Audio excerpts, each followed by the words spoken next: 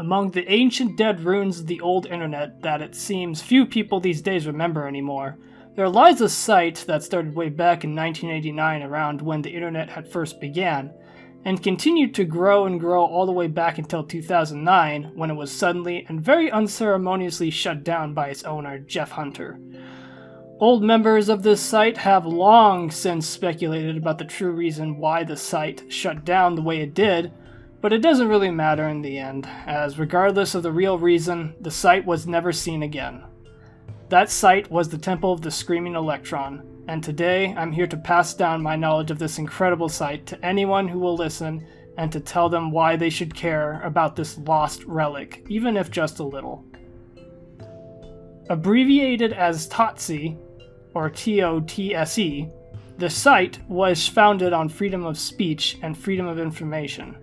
It started as just a way to share interesting text files on all sorts of stories and information, from the curious to the dangerous. To put it shortly, it was a site to freely and openly share ideas. Now, TOTSE was an internet forum, but I know that some of our younger viewers may not know what an internet forum is, so I will go through it very briefly for those who don't know. An internet forum is basically a community in which there are fixed topic categories such as sports or games or music or news. Those categories are called subforums. In those subforums, users can make threads, which are basically text posts, although they don't have to contain just text. In those threads, other users can make posts responding to that thread. And finally, threads in a subforum are sorted by the date of the latest post in them. Now, there's a long history with such a long-running site as TOTSE, but I'm not here to share those stories today. Instead, I want to focus on what is most important and what desperately needs to be preserved, and why it needs to be preserved. You see, if you look at the landscape of the modern internet from the perspective of someone who was there in the 90s and early 2000s, things have changed mostly for the worse. Instead of an open sharing of and individual critical judgment of ideas, there is all-powerful and utterly broken voting systems. In place of fair and open rules, there is overbearing moderation. In place of an open and independent mind, there are social bubbles where it seems the walls just get thicker with every passing year, and the same common beliefs and attitudes are reinforced at an alarming rate, regardless of whether they're correct or not. But wait, that's not all, oh no. On top of all of this, we have corporate influencing on so many of these sites, and a war against privacy with both corrupt countries and corporations leading the charge. But wait, it gets even worse. With pretty much all the sites that hold a massive majority of the internet market share, users-wise, a major corporation controls them. Now, this is not an anti-capitalist video, believe it or not. Far from it, I actually do believe in capitalism, and I mean true capitalism, by the way, not whatever the hell Frankenstein system we're in now. The problem instead comes when so many of the high-traffic sites are company-owned and there's nowhere else to turn. Coming back to the topic of this video, there used to be a website where none of this was true. The rules were structured in a way that allowed for maximum freedom while still maintaining order on the site. The social bubbles were few and far between, if they existed at all, and cross-pollination between the numerous subforums was very commonplace. There was a voting system introduced later on, but it wasn't taken seriously, and it didn't actually affect anything. You still decided for yourself what you thought was good and what was bad. Anonymity was fully possible, and was also the norm on the site. And finally, there was no corporate owner. The site was entirely funded through banner ads, back when that used to be possible. But again, this site that avoided all of these problems no longer exists, and lives on only in memory. Perhaps back then, when it shut down, it wasn't such a big deal that it ended. The big social media sites we all know and hate today were only just picking up steam, and the internet was still mostly dominated by forums. The internet world was safe then, and we were all innocent of the massive baggage that these now infamous sites would bring with them in the future. Now, there are many people who would agree with what I just said there, but I know that there are still many people who would ask just exactly why I'm blasting these major sites. Maybe you think they're great, or maybe you think they're not so great, but hey, they're not that bad. Well, for those who ask such, these next sections will be for you. Timestamps are down in the description and in the video timeline, so you can go ahead and skip to whatever site you wish to hear about specifically. Of all the sites I'm about to tear into, Reddit is probably the least of the social media evils. Nevertheless, it is still heavily infected with cancer. Now, there have been many complaints lodged against Reddit before, such as the moderators and the dumb beta site that's been sitting in development for years and the very site staff themselves. All of this has already been talked about extensively before by others though, but the worst thing about Reddit by far, the one thing that pervades every single subreddit of this blasted site, is the voting system. You know, when Reddit first started, we didn't really know any better. Voting systems were the hot new thing, and with Reddit's system on paper, it sounded like a great and simple idea. Upvote posts that contribute to the topic and downvote posts that don't. Upvoted posts get promoted, and downvoted posts get demoted and censored. The people en masse decide, and with that, the front page of each subreddit should at least mostly only have good posts, and most of the bad posts would be weeded out by popular vote. Unfortunately, it didn't really work like that, and such a system turned out to have many nasty consequences. For starters, the system assumes that posts can be graded objectively, and it also assumes that people can grade posts objectively. Both assumptions are wrong. Let's take a simple example post here in a plant subreddit. I like flowers, specifically daisies. There we go, simple, peaceful, innocent. But then someone reads that and thinks, my mother was killed with nightshade. How can you like flowers? Clearly, at very least, some flowers are not likable. And then that person downvotes that post.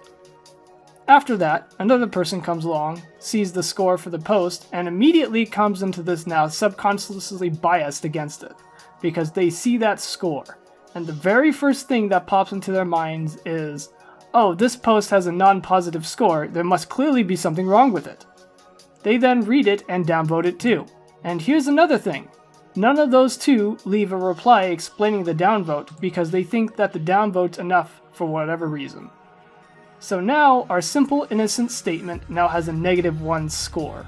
Now let's say another person comes along and they like flowers. They love them actually.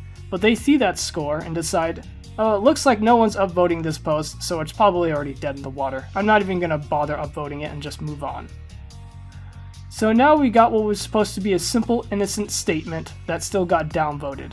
Now this is a simple example, but the same principles still apply to other posts. There is no post that is objectively good for everyone, and people do not objectively grade posts at all, or sometimes even bother to leave a reply explaining why they disagree. Let's take another example. This time, this example post is in a vehicle subreddit. The post says, I like motorcycles. They're pretty safe as long as they're not stupid. It gets a lot of votes, and people there generally agree about this. Another person then replies to this post. Motorcycles are fun, but they really are unsafe. You could get into a very nasty and fatal accident very easily with nothing protecting you, even though it might not have even been your fault. And then it gets downvoted. Why? Because it goes against the grain, because it tells people something that they don't want to hear. And as we all know, the worst crime anyone can commit is the crime of being annoying. And yeah, some people may have a legitimate complaint against this reply, but the majority will be downvoted due to an emotional response, not an objective one. And most will also not even be willing to discuss it. They're just going to add their downvote to the pile and leave. This response is not new at all. In fact, it's a very old one that has an official name, tyranny of the majority. The concept itself originally came from Polybius, who lived in 2nd century BC Greece. This issue describes a problem with a purely democratic system where the majority will pursue their own interests at the expense of those in the minority. Okay, let's put all this aside now and talk about a final example. Our example post is now in a book subreddit. Someone makes a post with a very helpful and in-depth analysis of a non-fiction book. And hooray, it doesn't get downvoted. Yep, instead it gets 5 upvotes.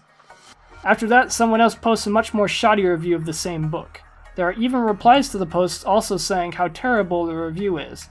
And yet, it gets 526 upvotes and reaches the subreddit front page. What in the hell? Well, my friends, the technical and professional term for this one is, cheating.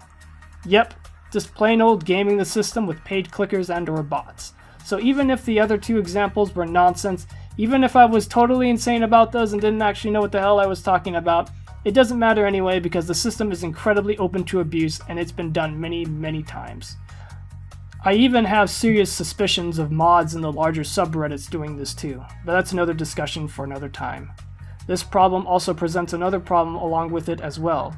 The cheating can get so rampant that if you want your post to even have somewhat of a chance of making it to the front page, then you need to cheat too, which of course makes the problem even more rampant and the system even more broken than it already is. I don't think I need to fill anyone in on all the cancel culture, toxicity, and stupidity that's been pretty inherent to Twitter since the very beginning.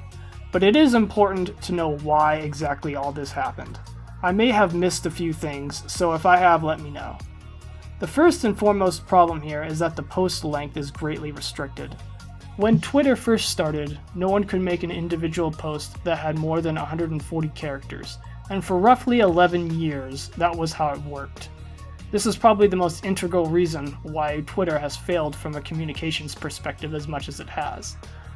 While you could split what you needed to say into multiple posts or use TwitLonger to make a much larger post, it was kind of a pain and not something a lot of people did. So right from the start, Twitter was dumbing down discussions everywhere. Tweets had to be appealing at face value, or many wouldn't read them. Now later on, this restricted length was increased in 2017 to 280 characters. But it was too little too late. The site culture had long since been established, and 280 characters just wasn't much of an improvement anyway.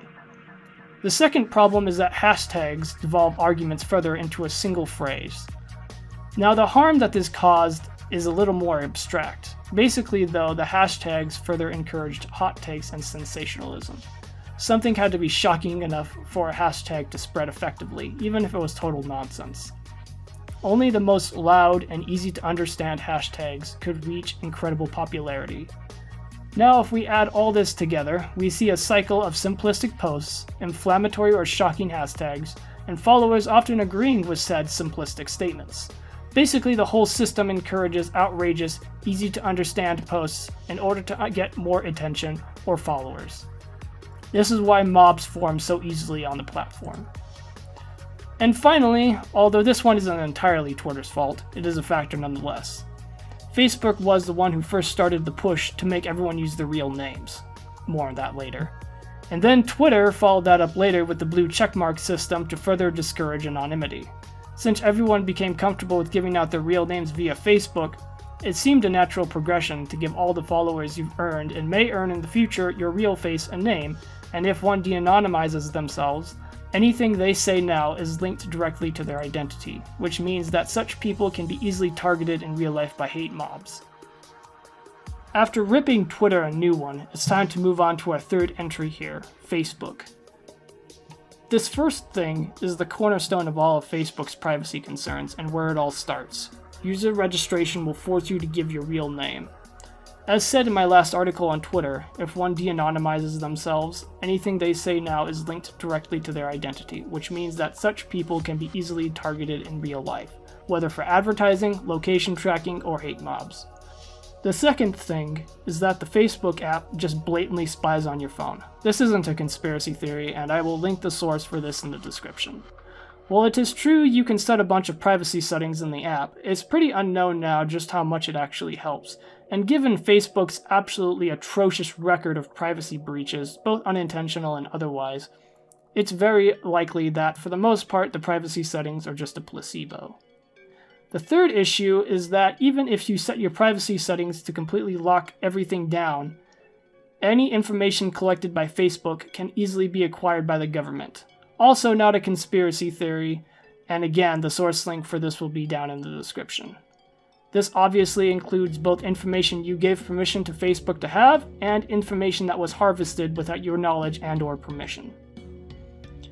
Putting the Facebook company itself aside for a second, there's the easiness of getting doxxed or employers finding out your private history. Generally, anyone that has been friended can see where you've been, what you've been up to, where you live, where you work, who you talk to, and even probably that cringy rock band you like. And there's nothing stopping employers from setting a trend of demanding that you let them see your full profile just to get a job. The fifth problem with Facebook is that its news feeds are being influenced. It's unclear though exactly what kind of agenda Facebook wants pushed. Perhaps the news feeds are influenced simply according to the highest bidder. Regardless, though, the whole system is blatantly rigged. Coming now to the actual user-to-user interactions, when people use Facebook, they usually use it to keep up with contacts they know outside the internet. This, unbeknownst to most users, creates a social bubble. You generally aren't friends in real life with people you don't agree with. Family tends to break this trend, yes, but by exposing the user to their family's every thought and action, it creates friction, and unless everyone in that family is mature enough to handle that friction, it creates fights. But it gets worse too, since often the disagreements are public and people don't want to admit they're wrong in a public forum, and this creates even more friction, especially since the reputation of their real names is on the line here. And then there is also the higher potential for addiction. Although technically there is a potential for this for any site you love in particular, Facebook just seems to be particularly bad for this due to the much more personal aspect of it, and also due to the fact that perhaps some of the people you friended are local. We want and crave validation from those people and want to be accepted, and Facebook tends to give us that validation easily. Further, people tend to wonder where you are if you're not checking in onto the app often enough, which creates a bit more pressure for you to use it. And then there is the fact that just the simple act of friending and unfriending can cause unnecessary drama. It's a simple point, but damn, I swear this must be the #1 cause of drama on the platform. Finally, we are at the last point, and that is the constantly seeing people at their best invites comparison. As you use the platform, you begin to see more and more of people's lives naturally, but of course no one generally wants to post about any of the negative stuff that is happening to them. Mistakes they made in real-life conflicts with friends, family, and romantic partners, lost career opportunities. Instead, it's all a constant flow of seemingly amazing things happening to them, and because of them, which makes you look down upon your own life. Now here's an interesting bonus question. If MySpace had actually survived, would they have fallen into the same issues? I'd say most likely, even if MySpace may have had slightly better features. Unlike all the entries in this list before this one, there isn't actually anything inherently wrong at all with YouTube's core system. You upload a video and viewers can watch and comment on it. That's basically all it is, very nice and simple. Now there is a voting system in place, yes, but the likes to dislikes ratio doesn't actually seem to affect anything unless I'm mistaken. And this was rendered even more ineffectual very recently when YouTube removed the dislikes counter anyway.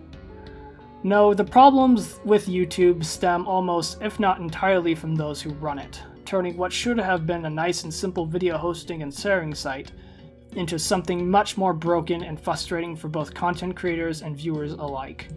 For starters, the rules for videos are very inconsistently enforced, and most frustratingly in this regard, there are even some rules that YouTube won't actually tell you about, but you will be graded with nonetheless. Rules for comments are hardly much better, and in some ways are even worse. YouTube will scan every comment for words it doesn't like, and if it sees one of those bad words, it will instantly delete the comment. And the best part? You have no visual notification as to whether it was deleted or not. From your end, it looks like the comment posted successfully, but check it right after or even try to edit it, and it won't be there to see or edit. It will also delete comments with any links in them. And you'd think this would be to curb all the bots, but somehow they can post links anyway. Heading on over to the monetization side for content creators, any user can copyright flag any video for any reason. And while it's flagged, that video will not make any money for the creator instead of the earned money being held in escrow, as it should be. And then there's the video recommendation algorithm. There have been many videos and channels that were rejected for promotion by YouTube for completely unknown reasons. A channel owner may be getting recommended to others one day and the next it will just stop, and the algorithm won't recommend the channel again, despite the fact that the channel owner is still putting out the exact same quality content that people enjoy. Going into a bit of tinfoil hat territory here, it seems like the algorithm is focusing most of the attention onto a relative handful of YouTubers and the occasional meme video. And finally, there are privacy concerns with any person registering a YouTube account. Specifically, in order to have a bunch of restrictions on video upload lifted, YouTube will require an account to submit a non-VoIP phone number to them to verify. This was probably done to stop bots, but a dedicated spammer could easily get around this while the actual well-intentioned users are punished by being forced to submit their own phone number to YouTube, needing to trust that YouTube won't just abuse it or sell it.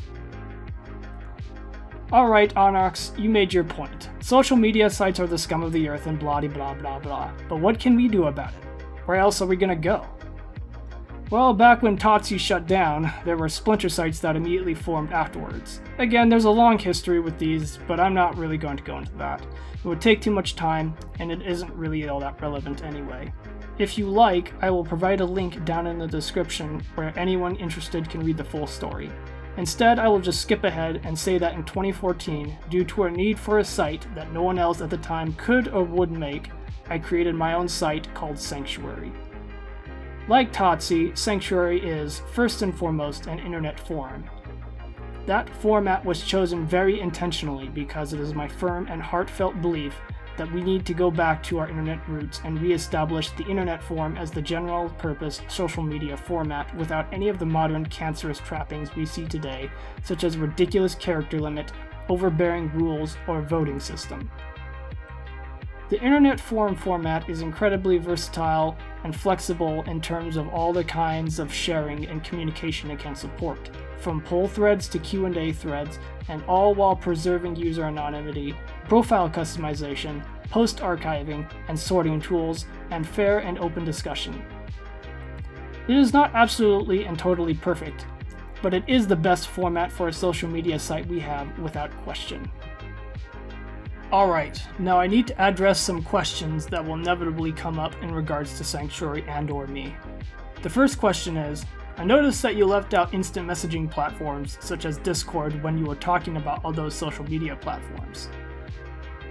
Immediate chat, assuming we're talking about Discord here as it's the most fully featured chat platform, definitely has its place, and is one of the very few areas that a forum is a little too clunky to be able to handle by itself.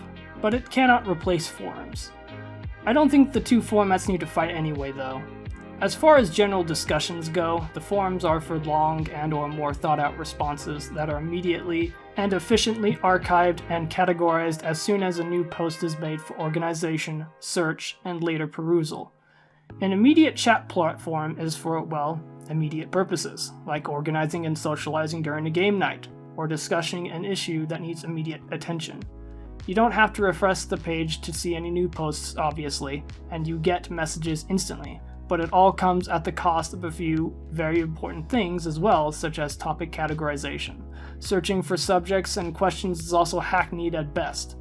Perhaps one of the biggest things you lose, though, is simply that everyone has much more of a time constraint to get their message out and stay topical to the subject at hand.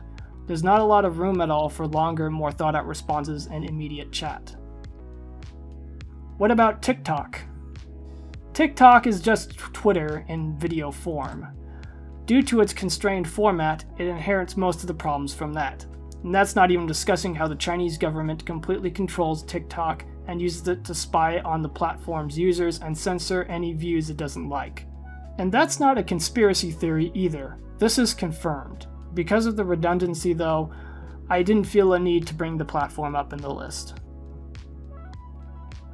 It is well and good to point out problems with all these social media sites, but it also seems pretty suspect that you're trying to sell us your site in the same video. How can we trust you and the site? Well, I owned and operated Sanctuary for over 8 years and will continue to do so for as long as I am possibly able.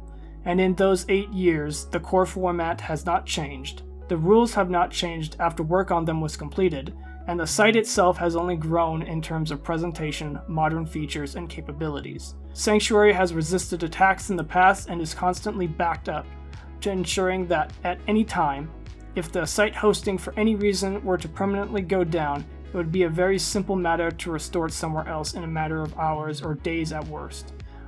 Also, there is no one above me or beside, staff-wise, which allows me to completely guarantee that Sanctuary will never ever deviate from its original ideals. It can never be hijacked or made to be something else it was never intended to be by malicious third parties. And if, for whatever reason, I later find I have to compromise those ideals just to keep the site running, the site will be shut down. Sanctuary will be a sanctuary, or it will not exist at all. And if after all that you still doubt me, just know that if all I really cared about was getting a payday and or making myself famous, I wouldn't have spent over 8 years of my life, and counting, in support of an internet forum founded around free speech that is actually a financial liability to me. Why should I use your free speech internet forum instead of someone else's? There is no other site like Sanctuary, trust me. I have looked and looked. What we offer is not offered by any other site or community in the way we offer it and run it. Other sites are either too strict in their rules, are not strict enough, not stable enough, not maintained enough, have other dangling cancerous features on them, have untrustworthy staff, or etc. Sanctuary stands completely alone. But what about monetization? Do you collect private information about users? Do you allow them to be anonymous? Sanctuary is entirely funded out of my own pocket. We do not run any advertisements, save of course for the joke advertisements we made for fun. We also collect as minimal information as possible from the user. Bots are all screened out manually by hand. Now, it may be in the future that as more and more users join, I may have to start putting up ads or start asking for donations to fund hosting costs, but we are not even nearly at that point yet. Sanctuary is fully stable finances-wise, and has both the bandwidth and server power to handle a lot more users. Fine, but what about the software? What is the front end used to run Sanctuary? We used to use Simple Machines forums, and they were a very solid free alternative, but we long since upgraded to a paid solution, specifically Zenforo, which is pretty much the leading solution in internet forum software. In summary, XF is pretty damn powerful, secure, and stable, and is the perfect choice for an all-purpose, versatile forum like Sanctuary. If you're sufficiently old enough like me, you may be interested to know too that the core XF team originally came from the formerly much celebrated vBulletin team. And by the way, no, I'm not sponsored by Zenforo. I doubt they even know I exist. What about your rules? Do you allow just anything to be posted, including nasty types of porn or spam? No, there are still lines that users and staff alike are expected never to cross. A site's rules is generally not something that's looked at with any kind of excitement by anyone, but with Sanctuary they were ridiculously important right out of the gate because once they were set, they would determine from now and then on what would be the final and absolute line between acceptable and unacceptable content on a free speech forum. As such, the rules were developed to allow posters the maximum amount of freedom possible while still maintaining civilization on the forum.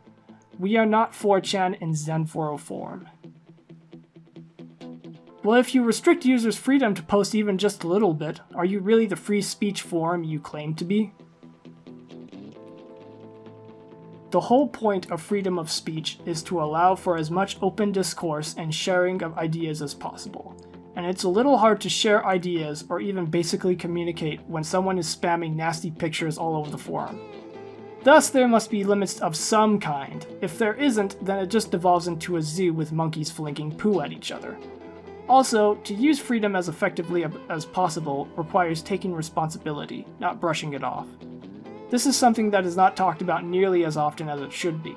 Nowadays, people in the United States are becoming alarmingly comfortable with not doing the researching and critical thinking that freedom requires, but I digress a little there. But what about the jerks? I don't want to have to put up with stupid people and dicks. There is a lot to say about this, but in the end it can be summed up as, you have to take the bad with the good. You cannot just say, free speech for me, but not for thee. If you are serious about opening your mind and openly sharing ideas, then you need to learn to open yourself up at least somewhat. You obviously don't have to agree with everything and everyone you read, and you don't even need to be nice to them. But the point is that you decide now. No one is telling you anymore what to think and what to do. You are your own judge. If you do not do this, and instead only talk to those you agree with, there isn't really a good exchange of ideas anymore. Only ones you've already heard and agree with. Instead, it turns into an echo chamber where nothing new is learned. There is still misinformation though, and it's so rampant these days. How will you combat that if anyone can say what they want? The best way by far to fix bad speech is, ironically, more speech. In this current day and age, everyone is so used to being told what is right and true instead of researching things for themselves and listening to opposing points of view. Because of all this, people in general are not developing the critical thinking and reasoning necessary to sort out the bad information from the good. In an environment like Sanctuary, though, where all speech can be challenged with more speech, there is no choice now but to need to think critically for yourself and not be told what to think, because there simply isn't just one viewpoint to absorb anymore. There are many viewpoints with equal light under the sun, so to speak. And so, the viewpoints are compared and contrasted with each other, with nothing coloring them or censoring them on any side. They either survive or die in the eyes of the readers entirely based on their own merits. Many times, modern communities think that kicking out the undesirables will solve this misinformation problem, but it actually just makes the problem worse, because that banned or censored person will only dig in their heels and reinforce their own beliefs, and then find other communities where they are welcomed, and then the echo chambers get worse. As the jackal from Far Cry 2 said, you can't break a man the way you break a horse or a dog. The harder you beat a man, the taller he stands. So stop beating him and ostracizing him, and instead start talking to him. I do agree with you about the social media sites, and even agree about Sanctuary, but I don't think you have a chance with this. You're never going to replace Facebook or Twitter or etc. The goal is not to replace these sites, but to give people a great and viable alternative to them. For over 12 years, a viable alternative generally didn't exist, but now I am proud and happy to say that it does. Beyond that, it's easy for people to get cynical and to say that they have no power or effect on things. But as Andreas M. Antonopoulos has said, the greatest lie that this generation has believed is the idea that we don't have power. And in any case, it doesn't matter how popular you think Sanctuary will get. If you want to post on Sanctuary, post on Sanctuary. Don't overcomplicate things and just enjoy the site. Hell, right now you don't even need a damn account. You can just post without one if you really want to, although I wouldn't recommend it. At the end of the day, please have a little faith. I respect what you're trying to do, but it doesn't look like Sanctuary is really for me. Maybe it isn't. Maybe despite everything, Sanctuary is still just not your kind of community for whatever reason. I do want to say just one more thing though before you go. A site like Sanctuary has not existed in a very long time. People are no longer used to sites like these, so they may be anxious about them. I would just ask you to try it out, even if just for a week, and see how you like it. And in that week, speak your heart and mind, assuming of course that you adhere to the rules. Say whatever you wish without any worries of being voted down or censored or unfollowed or even liked. Experience that for yourself and then see if it's really not for you. Regardless of what you choose though, Sanctuary will always be here for you, and I will always be fighting to make it so. It is, after all, your sanctuary and my sanctuary. Your home away from home on the cliff sides of the internet overlooking the endless ocean below.